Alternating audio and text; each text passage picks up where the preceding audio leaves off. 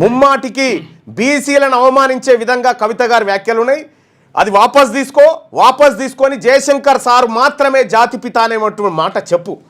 తెలంగాణ సిద్ధాంతకర్త ఆయన. ఓ దిక్కు జయశంకర్ సార్ బొమ్మ జాగృతి ఇంకా జయశంకర్ సార్ మీ దొడ్ల మనిషా కట్టేసుకోవడానికి మెల్లగా జయశంకర్ సారు పూలే ఈ బొమ్మలు తీసుకొని మెల్లగా దిగుతా ఉన్నారు.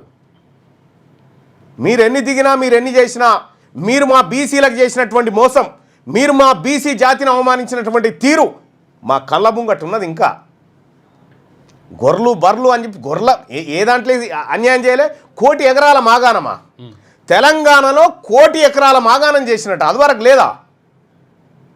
తెలంగాణ రాష్ట్రంలో కేసీఆర్ ఎక్కినప్పుడు 26 లక్షల పంపు సెట్లు ఉండే, కేసీఆర్ దిగినప్పుడు కూడా 26 లక్షల పంపు సెట్లే ఉన్నాయి.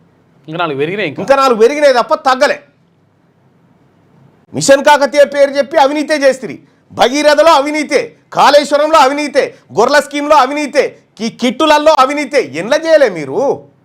చేసి అవినీతి చేసి మీ మధ్యలో నడుస్తుంది ఆస్తుల పంచాయతీ, మీ మధ్యలో నడుస్తుంది వాటాల పంచాయతీ. ఈ వాటాల పంచాయతీలో తెలంగాణ సమాజం ఏదో కేసీఆర్కు రుణపడినట్టుగా తెలంగాణ సమాజం అంతా ఇప్పుడు కేసీఆర్కు నోటీసులు ఇస్తే తెలంగాణకి ఇచ్చినట్టు మాకేం సంబంధం అమ్మా? కుటుంబంలో మాకేం సంబంధం? మేము చేయమన్నాము అవినీతి. మేము కూలిపోయి ఈ కాళేశ్వరం అటెంకలో కూడా పోనీయకపోతారు కదా మమ్మల్ని. మాదేవపురం కానీ అడ్డుకుంటారు అడ్డుకుంటారు మాకేం సంబంధం?